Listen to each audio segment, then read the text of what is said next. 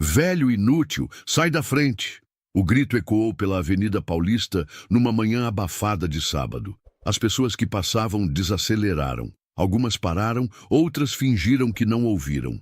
Um idoso de roupas simples, camisa de algodão amarelada pelo tempo e um chapéu de palha desbotado, mal teve tempo de se apoiar na bengala antes de sentir o chute que o jogou contra o chão duro da calçada. O agressor era Vinícius Guimarães, 32 anos, filho único de um dos empresários mais ricos de São Paulo. Saía de um carro importado recém-estacionado, em frente a uma cafeteria luxuosa. Usava camisa de grife, relógio suíço de ouro no pulso e a arrogância estampada no rosto. Nem percebeu, ou não se importou, que dezenas de olhos se voltaram para ele no mesmo instante. Aprende a andar, velho. Tá atrapalhando a calçada. Vinícius cuspiu as palavras, ajeitando a gola como se nada tivesse acontecido. No chão, o idoso gemeu baixinho. Sua bengala rolou até a sarjeta. Um grupo de jovens na fila da cafeteria riu em deboche. Outros sacaram celulares para filmar. Uma senhora exclamou indignada: "Que falta de respeito!" Mas ninguém ousou enfrentar diretamente o rapaz que carregava no sobrenome mais poder do que muitos políticos. Vinícius abriu um sorriso torto para os amigos que o acompanhavam. Virou moda agora. Esses velhos ficam circulando por aqui parecendo mendigos. Se querem andar devagar, que fiquem em casa. O idoso levantou a cabeça devagar. Seu olhar encontrou por um segundo a câmera de um celular que gravava a cena. Nos olhos marejados havia um misto de dor, cansaço e algo mais profundo, uma decepção silenciosa, como se não fosse apenas o corpo que tivesse sido atingido, mas o coração. Vinícius não percebeu, mas aquele homem não era um desconhecido qualquer. Por trás da barba mal feita, da pele propositalmente envelhecida com maquiagem e das roupas simples, estava o próprio pai, Augusto Guimarães, 68 anos, fundador do império que sustentava cada luxo do filho. Augusto havia se preparado durante semanas para aquele momento. Criara o disfarce com a ajuda de um amigo do teatro, ensaiara cada gesto de idoso cansado. Queria ver com os próprios olhos o que os boatos diziam, que o filho, criado com tudo do bom e do melhor, tratava pessoas comuns como lixo. E agora, no primeiro contato, a verdade havia estourado como um soco no estômago. Ainda caído, Augusto ouviu um rapaz comentar: "Grava aí, isso vai render na internet." O coração do empresário disparou. Não era apenas a crueldade de Vinícius que doía, era a indiferença coletiva, o riso fácil, o espetáculo da humilhação. Ele respirou fundo, fingindo fraqueza, e estendeu a mão trêmula para recuperar a bengala. A dor do chute ardia, mas doía mais perceber que o próprio sangue que gerou se transformara em alguém incapaz de reconhecer humanidade nos outros. E enquanto Vinícius ria com seus amigos, Augusto se levantou devagar, prometendo em silêncio. Aquele seria apenas o primeiro ato de um teste que mudaria tudo. Augusto afastou-se alguns passos, fingindo mancar, e encostou-se numa vitrine. Pelo reflexo do vidro, viu o filho ajeitar o cabelo, rir da própria bravata e acenar para o manobrista. Vinícius sempre fora assim, barulhento quando tinha plateia, surdo quando precisava escutar. Nunca escutava. Na noite anterior, Augusto passara horas à mesa da cozinha, com a peruca grisalha no suporte, o kit de maquiagem aberto e as mãos tremendo não de idade, mas de medo. Medo de reconhecer no próprio filho aquilo que jurou combater quando ainda empurrava um carrinho de lanche no braço. Ele se lembrava das madrugadas no Mercadão e da pressa por abrir a lanchonete. O tripé que o guiou sempre coube numa frase: trabalhar, respeitar, olhar no olho. Com os anos, o tripé virou estrutura, o carrinho virou rede, a rede virou império, frigorífico, centros de distribuição e restaurante em bairro nobre. Augusto cresceu, contratou, pagou bem. Vinícius cresceu de outro jeito. Escola particular, intercâmbio, carro aos 18, cartão sem limite, amigos que estalam os dedos para chamar garçom. Quando a mãe, Lígia, faleceu, Augusto tentou tampar o buraco com presentes. Encheu a casa, sem perceber, esvaziou a bússola do menino, confundindo querer com precisar, brilho com valor. Ele precisa de freio, alertar a dona Cida, governanta que vira o menino dar os primeiros passos. Freio e chão. O gerente do restaurante da Paulista, Otávio, deixara recados cuidadosos. Seu Augusto, seu filho tem tratado mal o pessoal, humilha motoboy, fala torto com o idoso. A equipe tem medo de reclamar. As peças foram se juntando como um quebra-cabeça que ele preferia não montar. Até que recebeu um vídeo. Vinícius discutindo com o porteiro do prédio porque o portão demorou a abrir. Aprende o seu lugar, porteiro. Eu mando aqui. Ele esbravejou sob risos de dois amigos. Foi ali que Augusto decidiu testar por si mesmo. Com Miguel, cenógrafo da Vila Madalena, colou próteses discretas, manchou as mãos com pigmento, tingiu as sobrancelhas e pegou roupa de brechó na Teodoro. Ensaiou a passada curta, o respirar cansado, o olhar de quem pede licença. Não para pegar o filho e pendurá-lo no poste da internet, mas para ver sem filtro, sem desculpa, sem "você entendeu errado". Se estivesse errado, pediria perdão. Se estivesse certo, faria o que pai que ama faz, dizer não quando o mundo inteiro diz sim. Do outro lado da calçada, Vinícius entrou no carro importado. Dois amigos riram no banco de trás. Augusto respirou, recolheu a bengala e atravessou a rua com passos, sentindo São Paulo latejar nos joelhos que ele fingia serem fracos. Um ambulante lhe ofereceu água, chamando-o de seu Antônio. Ele agradeceu com a cabeça e seguiu. Na esquina da Augusta com a Paulista, um repórter de portal local filmava a avenida. Virou a câmera para a cena e anotou a placa. Augusto não pediu, não sugeriu, não impediu, só observou. O plano não era expor, era revelar. Primeiro ao filho, depois a si mesmo. Enquanto o trânsito roncava como fera impaciente, Augusto tomou a decisão íntima e firme. Aquela manhã seria o ponto de partida. Se Vinícius escolhesse continuar chutando para baixo, o chão o receberia, e não seria macio. O carro de luxo arrancou em direção aos jardins. Vinícius não olhou para trás. Augusto ajeitou o chapéu, cruzou a rua devagar e entrou num ônibus lotado, parte do disfarce. Ali, no aperto, misturado com trabalhadores de uniforme e mochilas gastas, ele se sentiu mais vivo do que nos salões luxuosos, onde geralmente era tratado como realeza.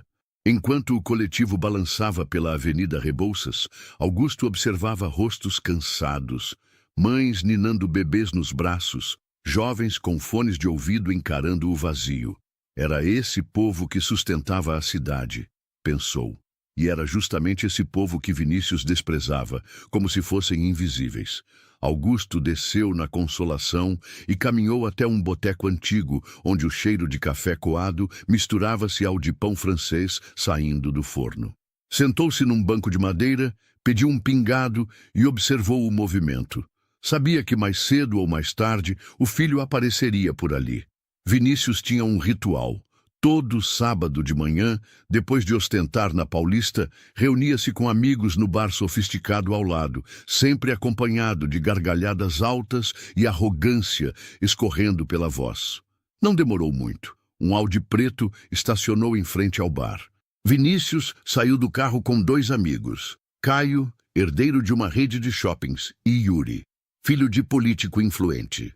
Todos com roupas de grife, relógios caros e olhares de superioridade. Um garçom correu para abrir a porta. Vinícius passou sem agradecer. Do balcão do boteco, Augusto observava cada gesto.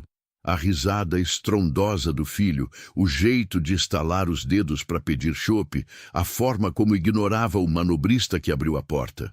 Cada detalhe era uma facada silenciosa. "Seu Antônio, o senhor está bem?"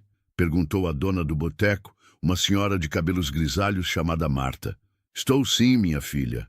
Só descansando um pouco", respondeu Augusto, mantendo o disfarce. Marta olhou na direção do bar chique e balançou a cabeça. Esses meninos de hoje acham que dinheiro compra respeito, mal sabem que respeito não se vende. Augusto respirou fundo. Aquilo soava como confirmação daquilo que ele já temia. No bar ao lado, Vinícius falava alto sobre uma festa em Jurerê, ostentando viagens e carros. De repente, um garçom deixou cair uma taça no chão. O som do vidro estilhaçando cortou o ambiente. Vinícius se levantou como se fosse dono do lugar. Você é cego? Sabe quanto custa uma taça dessa? Mais do que o seu salário do mês, miserável. O bar ficou em silêncio constrangido.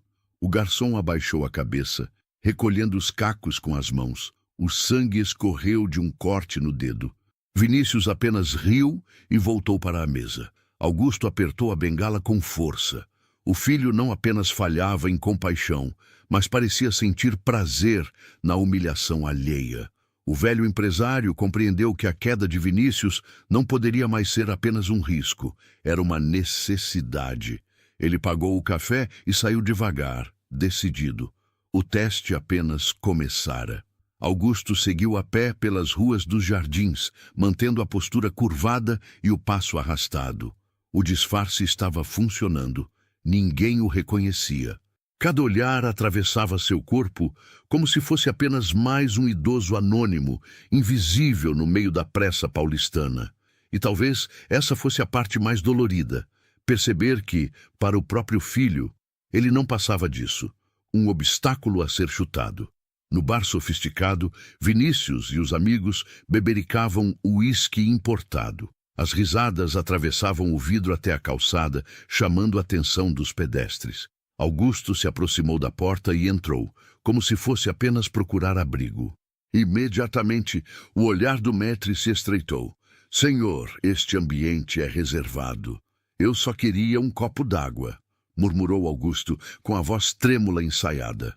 O maître hesitou, mas Vinícius levantou-se teatralmente, aproveitando a oportunidade de novo espetáculo. Olha aí, pessoal, o mesmo velho da Paulista veio atrás da gente. Os amigos gargalharam e alguns clientes começaram a gravar discretamente. Augusto manteve a respiração firme, mesmo quando sentiu o coração disparar. Pai do céu, será que é perseguição? Caio provocou. Ou será que quer esmola? Completou Yuri, erguendo a sobrancelha com deboche. Vinícius tirou do bolso uma nota de R$ 50 e jogou no chão. Tá aí, vovô. Compra um pão e desaparece. Aqui não é lugar para você. A nota flutuou até o piso de mármore. O silêncio cortante foi interrompido por risos contidos. Alguns clientes desviaram o olhar, constrangidos. Outros filmavam sem intervir. Augusto se abaixou lentamente. Pegou a nota com mãos que tremiam de verdade. Não pelo disfarce, mas pela dor que latejava no peito. Obrigado, meu filho. Ele murmurou baixinho, sabendo que a ironia daquela frase só fazia sentido para ele mesmo. Vinícius voltou à mesa satisfeito, erguendo o copo em brinde. Brincadeira de sábado de manhã, meus caros. É assim que se coloca cada um no seu lugar. Augusto saiu do bar devagar, sentindo o peso de cada passo. Do lado de fora, o sol batia forte, mas dentro dele a escuridão crescia. Confirmara o que precisava. O filho não apenas havia perdido a bússola moral, ele a quebrara em 1000 pedaços. Um casal que passava comentou em voz baixa. Esse rapaz é um monstro. Chutar idoso na rua, humilhar dentro de bar. E o pai dele é aquele empresário famoso, né? Se soubesse, teria vergonha. Augusto ouviu e engoliu em seco. Vergonha era pouco. O que sentia era uma mistura de luto e raiva. Ele parou na calçada, olhou para cima e fez um juramento silencioso. O filho ainda não sabia, mas estava prestes a descobrir o que significava perder tudo aquilo que sempre tomou como garantido. O fim de tarde trouxe uma garoa fina sobre São Paulo. Augusto, ainda sob o disfarce, caminhava pela rua Oscar Freire, onde vitrines brilhavam com roupas que custavam mais do que o salário de um trabalhador inteiro. Vinícius e os amigos saíam do bar aos risos, sem se importar com a chuva que encharcava o resto da cidade. Hoje foi memorável, hein? Caio ria alto. Esse velho virou atração do sábado. Vai bombar nos stories, completou Yuri, balançando o celular. Vinícius abriu o aplicativo e, com a naturalidade de quem não enxerga consequências, postou o vídeo do chute. Legenda: lugar de velho é em casa, não na Rua dos Ricos. Em minutos, curtidas e comentários começaram a pipocar. Alguns aplaudiam, outros criticavam, mas todos falavam dele. Para Vinícius, isso era o que importava: ser assunto, mesmo que pela crueldade. Do outro lado da rua, Augusto sentiu o estômago embrulhar. Vira muita coisa em décadas de trabalho duro, mas nada se comparava à dor de presenciar o próprio filho usando a maldade como palco. Naquela noite em casa, tirou o disfarce em frente ao espelho. A maquiagem borrada misturava-se às lágrimas. Pela primeira vez, admitiu em voz alta: meu filho virou meu maior fracasso. O empresário, porém, não era homem de desistir. Se passara anos construindo um império do zero, também seria capaz de reconstruir o caráter de um filho, nem que fosse pela dor. E aqui, você que está assistindo, eu preciso te perguntar: o que você faria se fosse esse pai? Continuaria fechando os olhos, fingindo que nada acontece? Ou teria coragem de colocar o próprio filho diante da verdade, mesmo que isso o destroçasse? Escreve aqui nos comentários de onde você está assistindo essa história e me conta, se fosse você, que decisão tomaria? E olha, já aproveita esse momento para apoiar nosso canal. Curta esse vídeo, se inscreva e compartilhe com alguém que você acha que precisa refletir sobre respeito e caráter. Histórias como essa não são apenas entretenimento, são espelhos da vida real. Vinícius, por sua vez, achava que estava no auge. Naquela mesma semana, a filmagem alcançou centenas de milhares de visualizações. Influenciadores comentaram. Jornais sensacionalistas reproduziram a cena. Ele aparecia sorridente, debochado, sendo aplaudido por uns e condenado por outros. O pai assistia tudo em silêncio. No íntimo, Augusto sabia que o momento da virada estava próximo. A arrogância de Vinícius estava prestes a colidir com a realidade que ele tanto desprezava. E quando esse choque acontecesse, não haveria luxo, amigos ou sobrenome que o protegesse. O plano estava traçado. O próximo passo seria dado em breve. A repercussão do vídeo cresceu como incêndio em palha seca. Em menos de uma semana, já circulava em programas de TV e páginas de fofoca na internet. A manchete estampava: filho de empresário humilha idoso em plena Paulista. Vinícius achava graça no início, mas logo percebeu que as coisas não caminhavam como esperava. As primeiras consequências chegaram discretas. Uma marca de roupas retirou o convite para um evento exclusivo. Depois, uma revista cancelou a entrevista que faria com ele. Até o clube onde costumava jogar tênis em finais de semana passou a tratá-lo com frieza. É tudo inveja, cara, disse Caio, tentando aliviar. Relaxa, daqui a pouco ninguém lembra. Mas a memória da internet era cruel. Quanto mais Vinícius tentava justificar, dizendo que o velho o havia atrapalhado de propósito, que não passava de um mendigo folgado, mais ódio atraía. A cada postagem, os comentários explodiam em críticas. Certo dia, ao entrar no mesmo bar da semana anterior, notou que a mesa habitual estava ocupada. O maître, constrangido, explicou que não havia reservas em seu nome. Como não? Eu sou Vinícius Guimarães. Lamento, senhor. A gerência pediu para evitar confusões. Os amigos ainda riram da cena, mas já não com a mesma energia. Estavam começando a sentir o peso da associação com ele. Naquela noite, Caio recebeu uma ligação do pai. Não quero mais você andando com esse Vinícius. Está queimando a imagem da nossa família. Yuri também recuou. O pai político não podia correr o risco de ter o sobrenome ligado a polêmicas. Pouco a pouco, Vinícius se viu sozinho. O mesmo círculo que aplaudia suas piadas agora se afastava, como quem foge de doença contagiosa. Em casa, Augusto observava de longe. Cada notícia que saía confirmava que a máscara do filho estava caindo. Mas ainda faltava o passo definitivo: fazê-lo enxergar a verdade no rosto do próprio pai. O dia desse encontro chegou mais rápido do que Vinícius imaginava.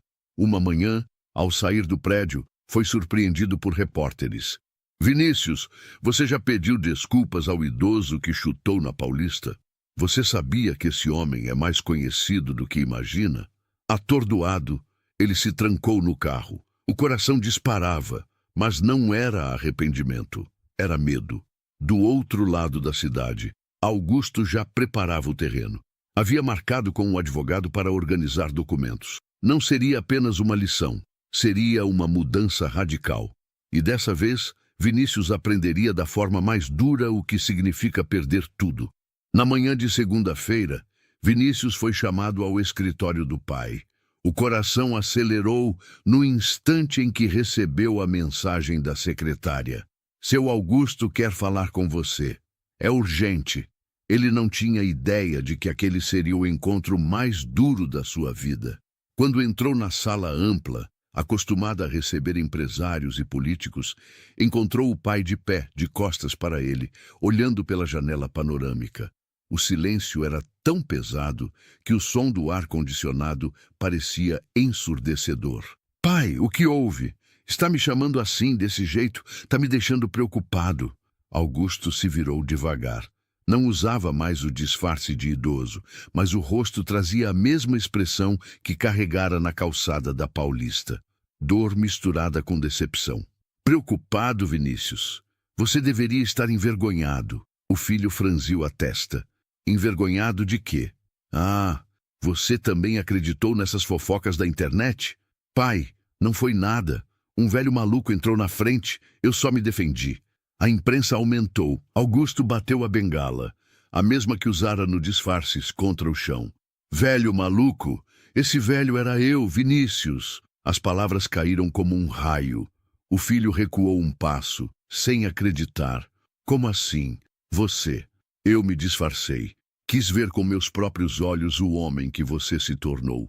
E vi meu filho chutando um idoso, rindo da dor alheia, jogando dinheiro no chão como se pessoas fossem lixo. Vi meu próprio sangue se transformar em algo que eu nunca quis criar. Vinícius empalideceu. Tentou rir nervoso como sempre fazia quando estava acuado. Pai, isso é loucura. Você não pode estar falando sério. Se eu soubesse que era você, se soubesse que era eu, teria respeitado. E os outros, Vinícius? E os verdadeiros idosos? E os trabalhadores que você humilha todo dia? Eles não merecem respeito porque não têm o meu sobrenome? O silêncio tomou conta da sala. O filho não tinha resposta. Seu olhar vacilava entre o chão e o pai, como um menino pego em flagrante. Eu me matei de trabalhar para construir tudo isso, continuou Augusto, a voz embargada. E dei a você não só conforto, mas também exemplo. Achei que estava te preparando para ser um homem de caráter, mas criei um monstro mimado, incapaz de enxergar a humanidade em quem não veste roupa de grife. Vinícius tentou se aproximar, mas Augusto ergueu a mão, firme. Não adianta pedir desculpa agora. Suas palavras não valem nada. A partir de hoje, sua vida muda, e muda radicalmente. E o filho engoliu em seco. Pela primeira vez, entendeu que o pai não estava apenas decepcionado, estava decidido. Augusto caminhou até a mesa de mogno, abriu uma pasta de couro e empurrou-a em direção ao filho. Os olhos de Vinícius tremiam de ansiedade, mas ao folhear os documentos, o desespero tomou conta. O que é isso, pai? É a sua nova vida, respondeu Augusto seco. Você está oficialmente fora da diretoria. Não tem mais cargo, não tem mais cartão corporativo, não tem mais apartamento de luxo nem motorista. A partir de hoje, vai trabalhar na base da empresa. Vai aprender o que significa começar de baixo. Vinícius arregalou os olhos. Você enlouqueceu? Eu? Trabalhar na base?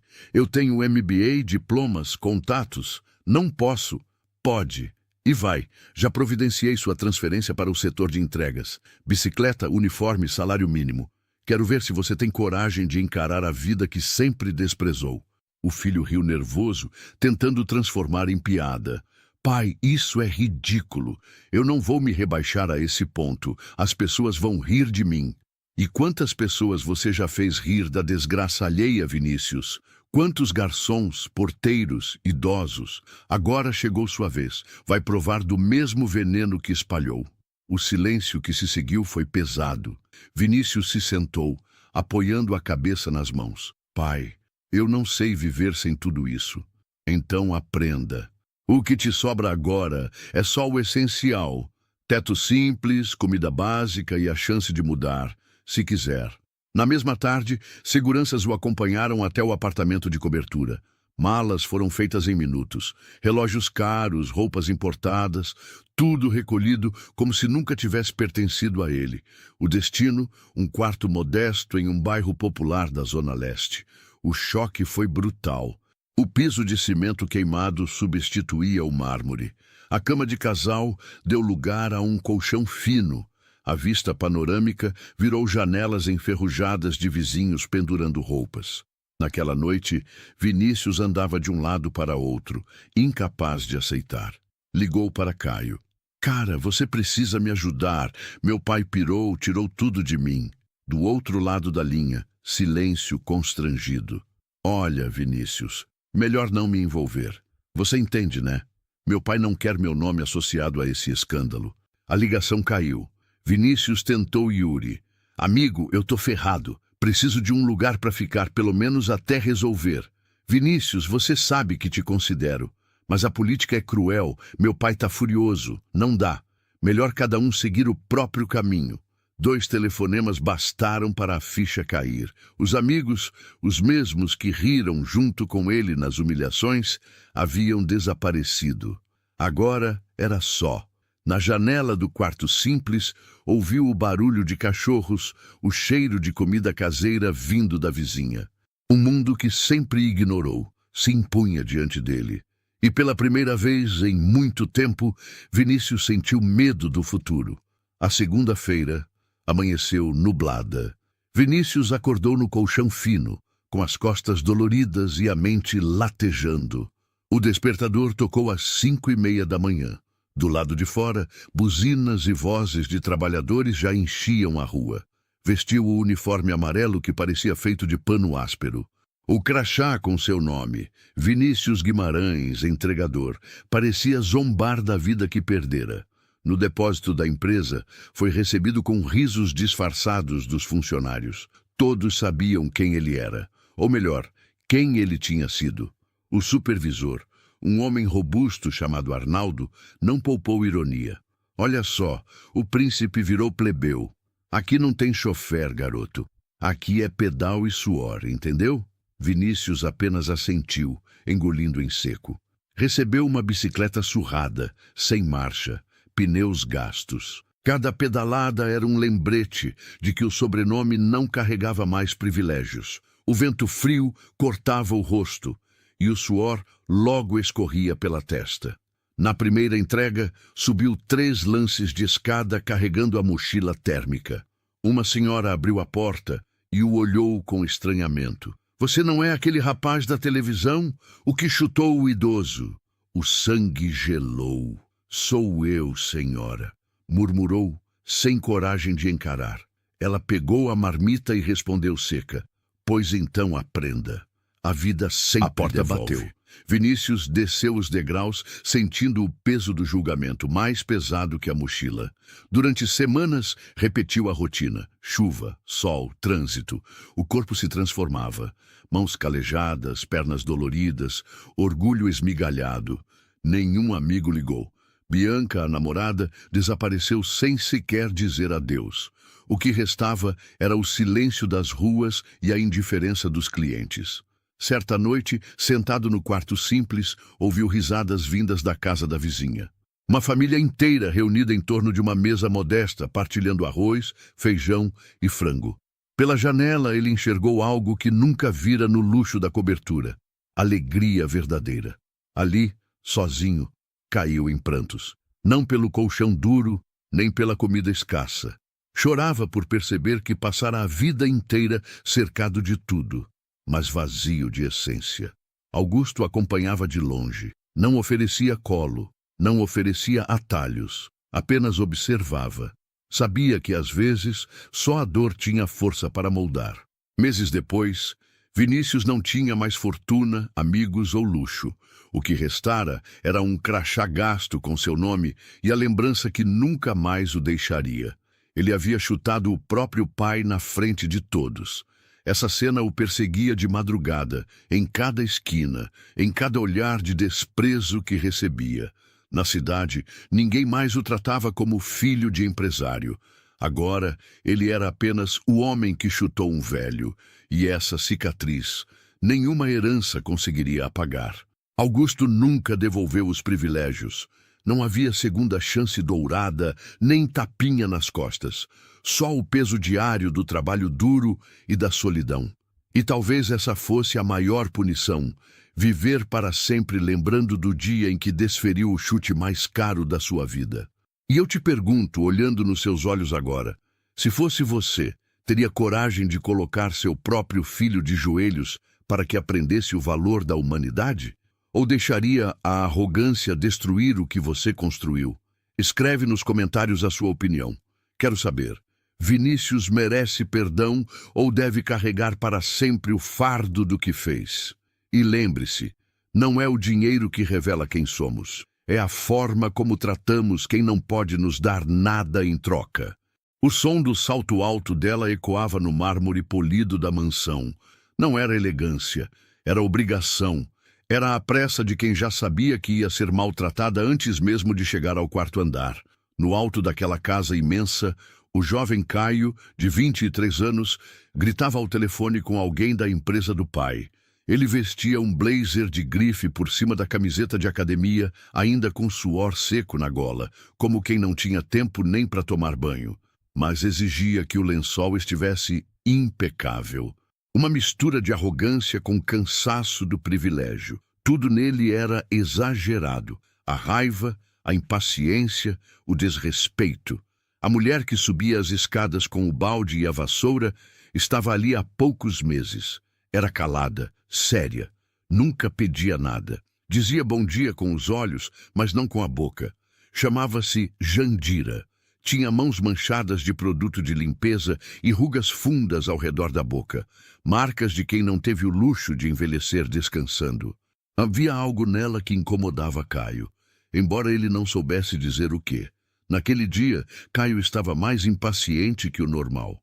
O pai havia cortado o acesso ao cartão Black por conta de uma briga recente. E agora, além de ouvir desaforos de um executivo da holding, ainda precisava desviar de funcionária incompetente no corredor, como ele mesmo disse. "Sai da frente, porra!" gritou no momento em que ela passou com o rodo perto do tapete. Jandira não respondeu. Apenas recuou 2 passos, abaixando a cabeça.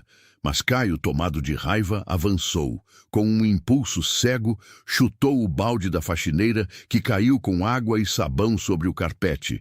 Ela ainda tentou se curvar para limpar, mas ele esbarrou nela com o joelho, forte o bastante para desequilibrá-la. "Inútil, olha o que fez!" vociferou e saiu pisando duro sem esperar resposta. A empregada ficou no chão por alguns segundos. Não caiu de fato, mas ficou ali, em silêncio, com as mãos apoiadas no mármore frio, os olhos úmidos, mas sem lágrimas. O motorista da casa, que viu tudo da porta da garagem, se aproximou com discrição. Ajudou Jandira a se levantar. Ela balançou a cabeça, recusando ajuda. Olhou em direção à escada onde Caio já havia sumido. "Isso vai passar", murmurou ela quase num sussurro. "Eu aguentei coisa pior por ele. Eu aguento mais um pouco." Mas ninguém ali entendeu o que ela quis dizer. Ninguém ali imaginava que aquela mulher, vestida de uniforme e invisível aos olhos dos ricos, era mais parte daquela família do que o próprio filho sabia. Na mansão dos Brandão, silêncio era uma regra não escrita. Tudo era abafado por paredes espessas, portas duplas e segredos antigos. O bilionário Celso Brandão, aos 69 anos, já não comandava mais reuniões, nem era visto nas capas de revistas. Mas sua presença ainda era sentida em cada canto da casa. E mais ainda, no medo que seus filhos tinham de decepcioná-lo. Caio era o mais novo e o mais rebelde.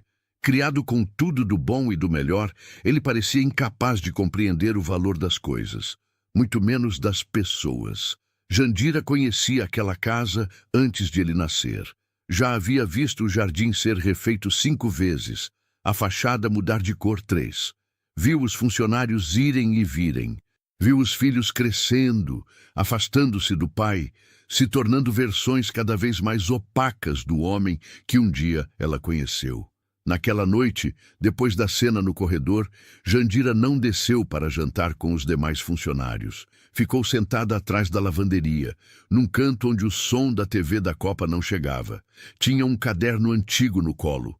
Um caderno de capa azul, já encardido pelo tempo.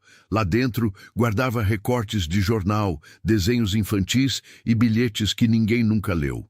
Pegou um deles, tremendo um pouco. Para a moça da cozinha, te amo até o céu. C. Era uma letra infantil, um papel amassado de lancheira. Ela sorriu com os olhos marejados, como se aquele pedaço de papel fosse mais valioso do que qualquer anel de brilhantes. Enquanto isso, Caio desabafava com a irmã mais velha por mensagem. Dizia que não aguentava mais o pai, que estava sufocado, que ninguém ali o respeitava, que sentia que estava sendo testado o tempo todo. Você não é testado, Caio. Você é protegido, respondeu a irmã de forma seca. Caio jogou o celular no sofá com raiva, desceu até o jardim, fumou escondido atrás da garagem. E foi aí que viu a faxineira passando em silêncio, com uma toalha velha no ombro, indo em direção ao quartinho dos fundos. Por um momento ele quis pedir desculpa. Algo no jeito dela mexeu com ele, mas logo descartou a ideia. Na cabeça dele, ela era só mais uma funcionária. E funcionários não choram, não têm passado, nem história, são peças. Mal sabia ele que aquela peça conhecia mais sobre a história dos Brandão do que qualquer parente de sangue. E mais, Jandira sabia de coisas que, se reveladas, seriam capazes de desmontar toda aquela estrutura de poder construída com dinheiro, silêncio e conveniências. Mas ela não queria vingança. Pelo menos não ainda. Ela queria que ele a enxergasse. Só isso. O amanhecer seguinte trouxe um silêncio mais pesado que o normal. O céu estava encoberto e as janelas da mansão refletiam apenas o cinza do dia.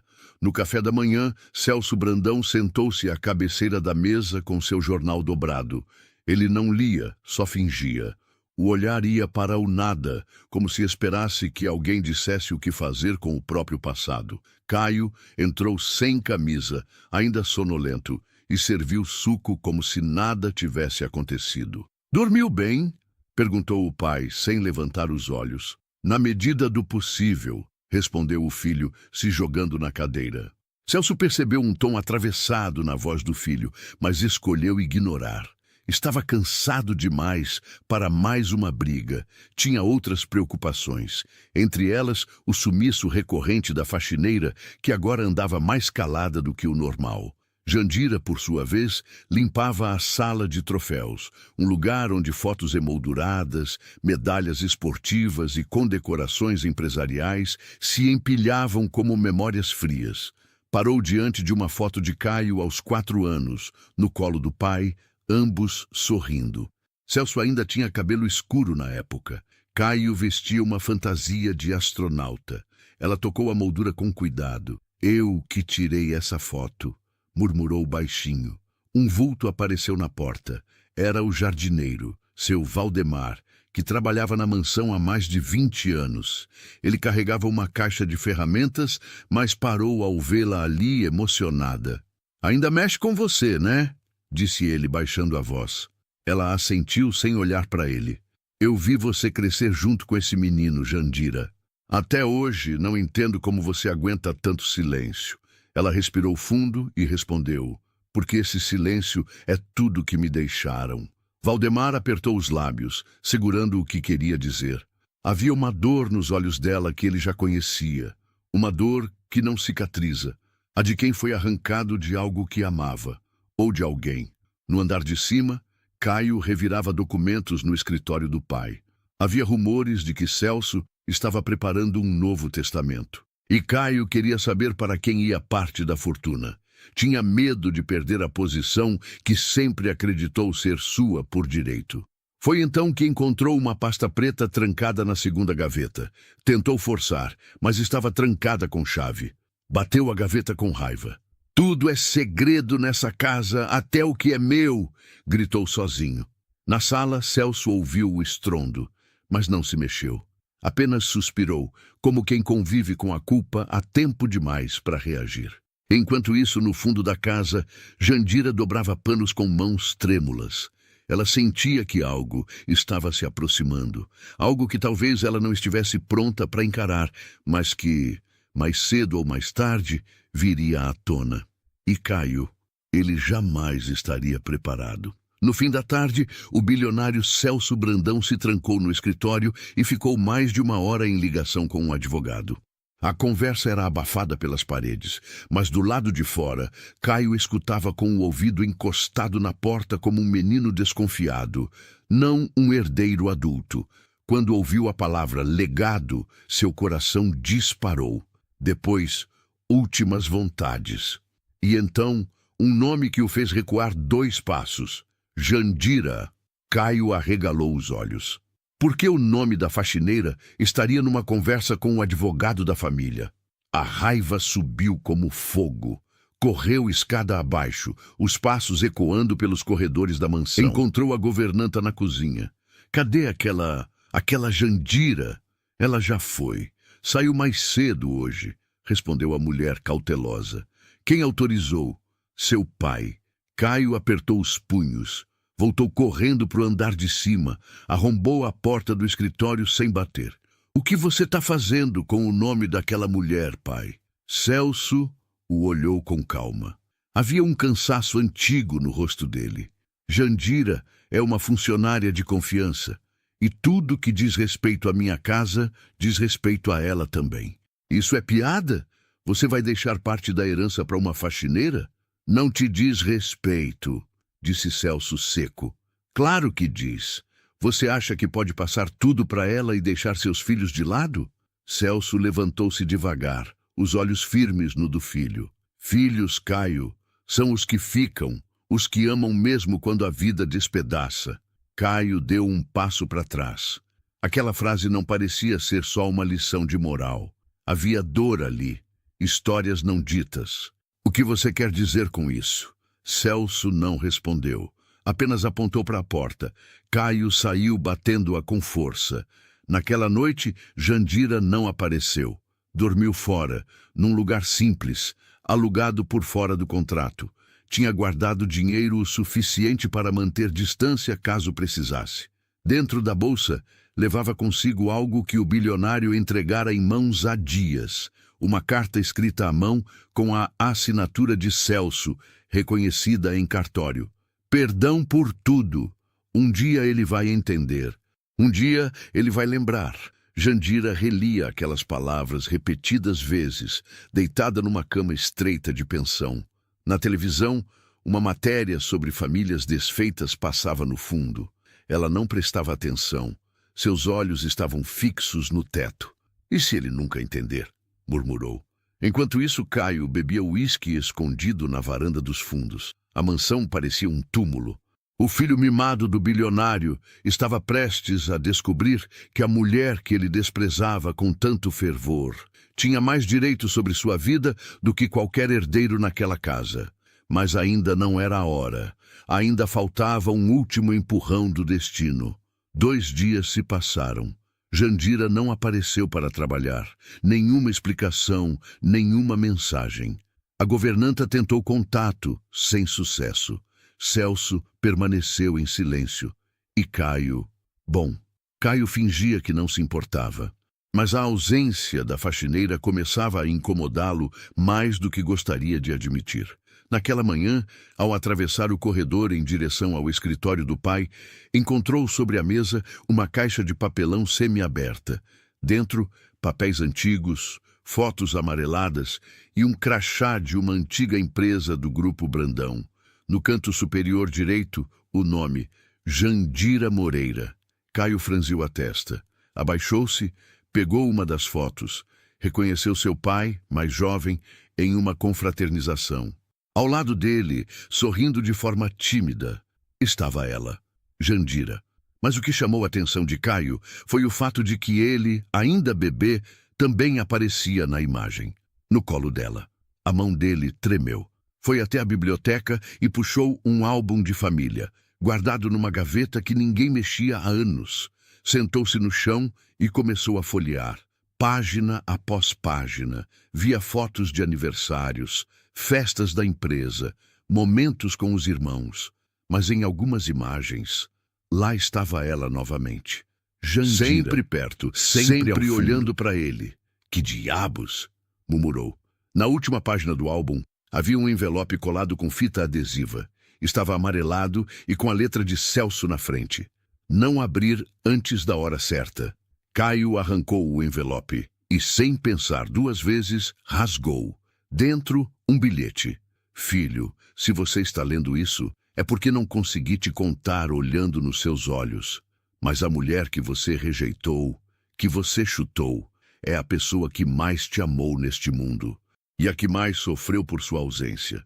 CB. O chão pareceu sair debaixo dos pés dele. Sua garganta travou. As mãos suadas tremiam enquanto ele lia e relia aquela frase. Jandira, a faxineira, a mulher que ele havia humilhado, ofendido, era sua mãe?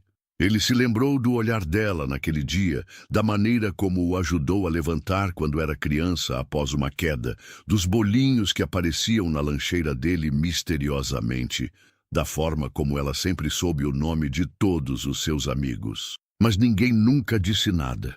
A raiva tomou conta, do pai, da mentira, da vida inteira construída em cima de silêncio. Correu para o quarto de Celso, mas o encontrou dormindo. O rosto do velho estava pálido, cansado. Pela primeira vez, Caio percebeu o quanto seu pai envelhecera nos últimos meses. Você escondeu isso de mim, sussurrou. Naquele instante, como se algo dentro dele estivesse prestes a ruir, Caio olhou para cima e sentiu um nó na garganta. Era a primeira vez que chorava em muito tempo. Aliás, comenta aqui de onde você está assistindo essa história. Se puder, se inscreve no canal, curte e compartilha. Isso ajuda demais a continuar trazendo histórias assim para você. Naquela noite, Caio não conseguiu dormir. Andava em círculos pelo quarto, abrindo gavetas, tentando juntar cacos de um passado que nunca soube que existia. Quanto mais procurava, mais percebia o vazio. Uma vida inteira cercado de luxo e nenhuma verdade. Perto das 3 da manhã, sentou-se à beira da cama. Estava com o bilhete do pai nas mãos. Já o tinha relido tantas vezes que começava a decorar cada linha, mas o que mais ecoava era aquela frase. A mulher que você rejeitou, que você chutou, é a que mais te amou neste mundo. Ele passou as mãos no rosto, sentia vergonha, nojo de si mesmo. Por um instante, quis acreditar que era tudo um engano, que talvez a palavra mãe tivesse sido usada em sentido figurado, como metáfora de carinho. Mas no fundo, ele sabia. As lembranças estavam ali, vivas. A forma como Jandira sempre soube o que ele gostava no café da manhã, mesmo quando os funcionários mudavam. O modo como ela o protegia, mesmo sendo só a faxineira. O olhar que ela lançava quando ele estava doente. Ela sempre esteve lá. No dia seguinte, Caio acordou antes do sol. Desceu as escadas e foi até o escritório do pai. Encontrou Celso sentado na poltrona, olhando para o jardim com uma xícara de chá nas mãos. A gente precisa conversar, disse Caio com a voz firme. Celso nem virou o rosto. Achei que fosse demorar mais, murmurou. Então é verdade. O pai suspirou. O que você quer que eu diga? Que fui covarde? Que me rendi à pressão da família? que mandei embora a única mulher que me amou de verdade e que carregava meu filho no ventre? Caio sentiu um nó no estômago. Por que você nunca contou? Porque você cresceu achando que era melhor não saber. E no fundo eu aceitei isso.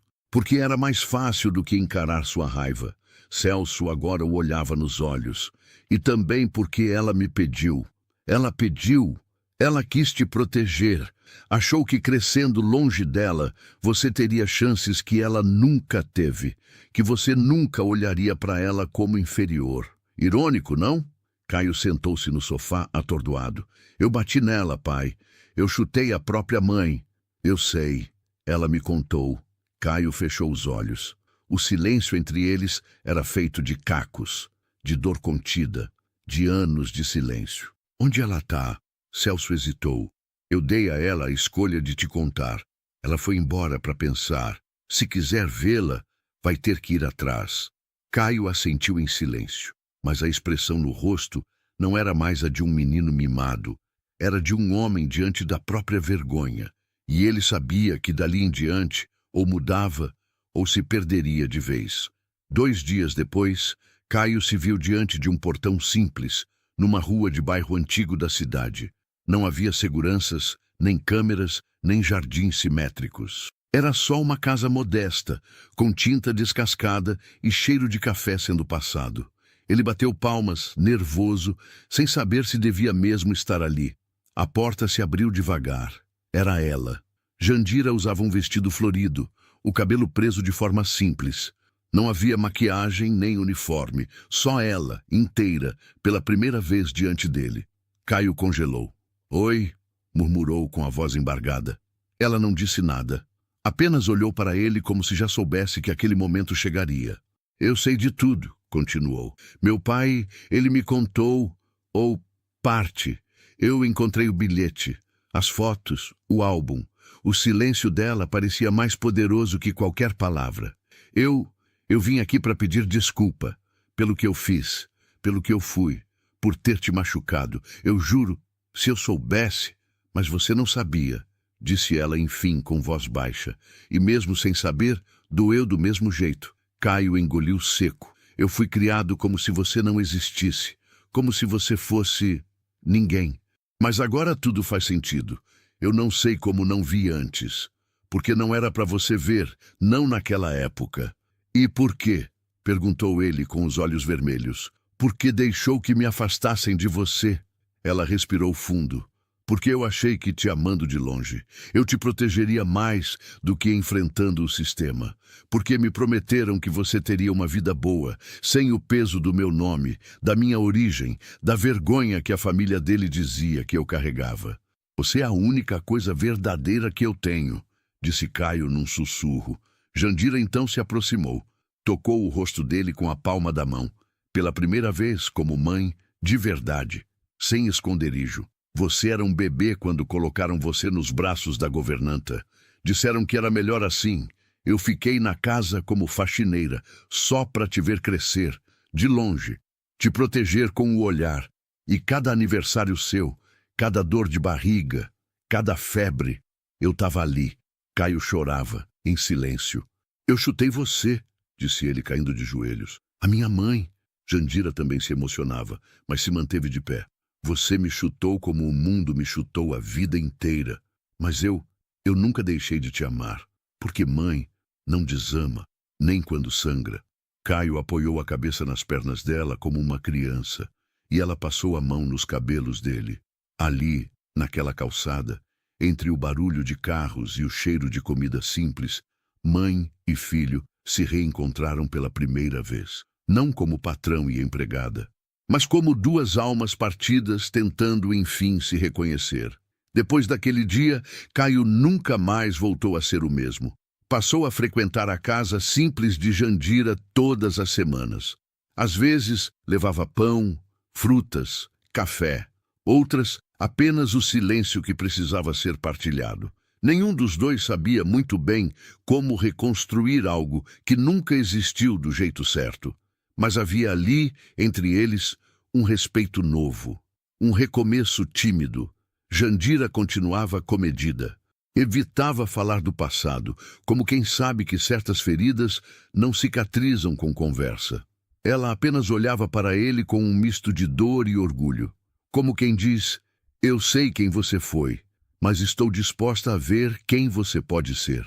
Caio, pela primeira vez, começou a olhar além de si mesmo. Passou a conversar com os funcionários da mansão pelo nome, a perguntar como estavam suas famílias, a ouvir sem interromper. Eram pequenas mudanças, quase invisíveis, mas reais. Numa tarde chuvosa, Celso Brandão apareceu na casa de Jandira. Estava mais curvado, mais lento. Trazia nas mãos um envelope e um guarda-chuva fechado, ainda pingando. "Posso?" perguntou, já sabendo a resposta. Jandira o deixou entrar. Caio estava sentado no sofá, lendo um livro qualquer. O ambiente ficou denso, mas não hostil. Celso estendeu o envelope ao filho. "Aqui está o Novo Testamento. Já está assinado, registrado. Metade do patrimônio será transferido à sua mãe." Caio olhou para o envelope, mas não o pegou. "Eu não vim aqui por dinheiro, pai." "Eu sei", respondeu Celso, "mas é o mínimo."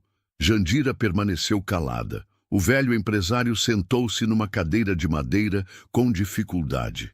Olhou para a mulher que um dia amou e que deixara ser tratada como invisível por tanto tempo. "Me perdoa", disse ele com os olhos marejados. "Por tudo, por ter deixado você viver como sombra, enquanto eu fingia luz." Ela não respondeu. Mas seus olhos disseram mais do que palavras permitiriam.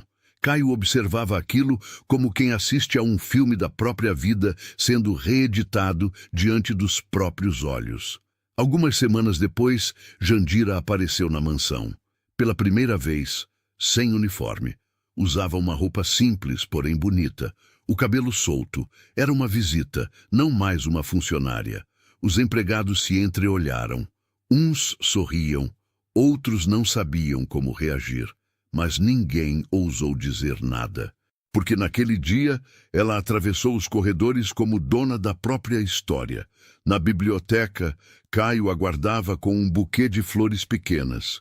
"Feliz aniversário atrasado, mãe", disse ele, estendendo as flores com mãos trêmulas. Ela sorriu. Era a primeira vez que ouvia aquela palavra sair da boca dele. Mãe, aquela palavra que lhe fora negada por mais de 20 anos. Agora soava como música, e pela primeira vez ela se permitiu acreditar que ainda havia tempo. A história de Caio e Jandira não virou manchete de jornal, nem saiu em coluna social. Mas dentro daquela casa onde o silêncio reinou por tantos anos, algo mudou para sempre. O jovem arrogante que humilhou a própria mãe sem saber, agora a chamava pelo nome que ela sempre mereceu ouvir. Mãe.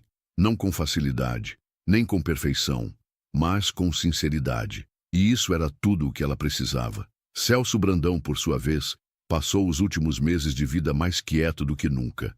Ao lado de Jandira, assistia ao próprio passado sem filtros. Não buscava redenção pública, apenas desejava ir embora deste mundo com menos peso nas costas. Quando partiu, meses depois, deixou para trás mais do que herança. Deixou um acerto silencioso com a própria consciência.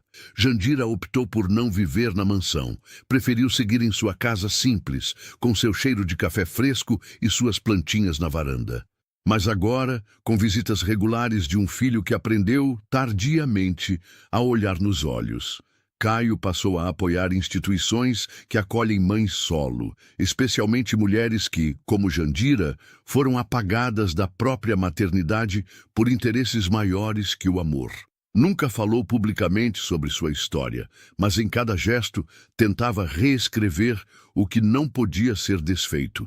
Ele sabia que nunca apagaria o momento em que a chutou, mas também sabia que toda história tem dois começos.